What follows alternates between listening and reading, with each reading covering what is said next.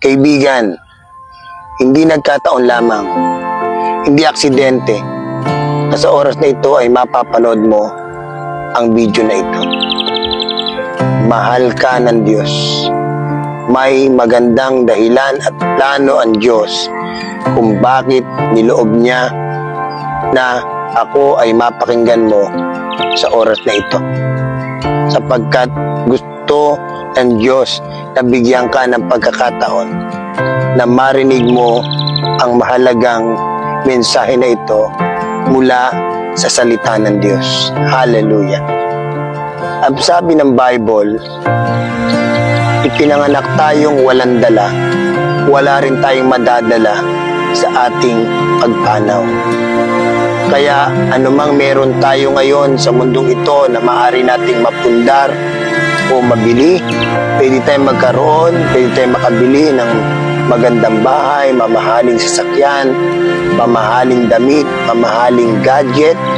Pwede tayo makapag-invest ng maraming mga lupain, pwede tayo makapagtayo ng magagandang mga establishmento, makapagpatayo ng mga building, magpundar ng maraming mga negosyo, pwede tayo makabili ng resort, ng condominium, ng mansyon sa mundong ito.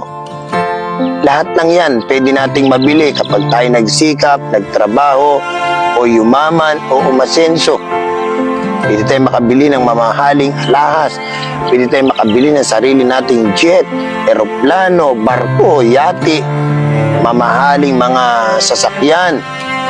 Pero katulad ng sinabi ng Biblia, lahat ng pwede nating ipundar sa mundong ito, sa ating pagpanaw, hindi natin iyan madadala.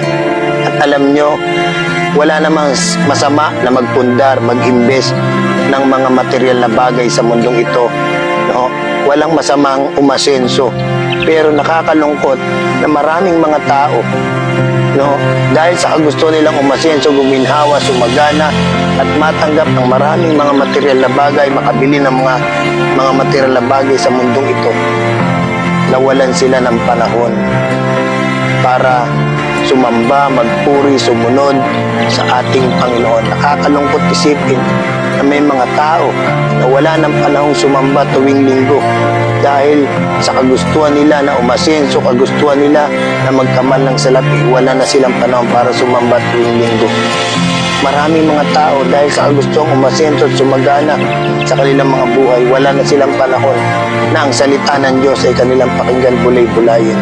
Maraming mga tao na tumatanggi na gawing Panginoon at tagapagligtas si Jesus Christ na kanilang buhay at sundin ang kanyang kalooban dahil sa kagustuhan nilang yumaman at umasenso.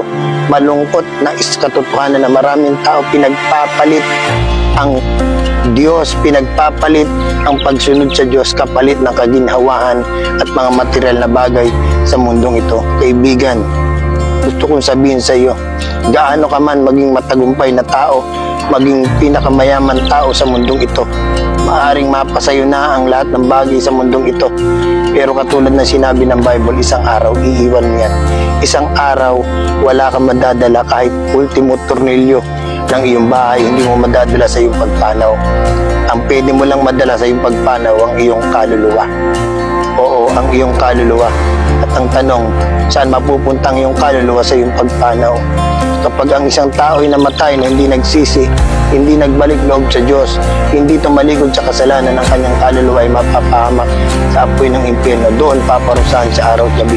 Pero kung ang tao ay nagpasya na si Jesus ay gawin niyang Panginoon at tagapagligtas ng kanyang buhay, at isinuko niya ang buhay niya, siya ay magkakaroon ng buhay na walang hanggan, makakasama niya ang Panginoon magpakailanman. Sa langit doon, walang sakit, walang hirap, walang dusa, wala nang pasakit. Hallelujah. Kaya sa oras na ito, tandaan mo, kung meron kang higit pahalagaan sa buhay na ito, hindi kotse, hindi bahay, hindi pera, hindi negosyo, hindi tao, kundi ang iyong kaluluwa. Sapagkat ano ang mapapala ng isang tao, makamtan man niya ang buong mundo kung mapapahamak naman ang kanyang kaluluwa. Kaya huwag mo sayangin ang oras na ito. Kaya mo ko napanood, nais ng Diyos, higit mong pahalagaan ang iyong kaluluwa.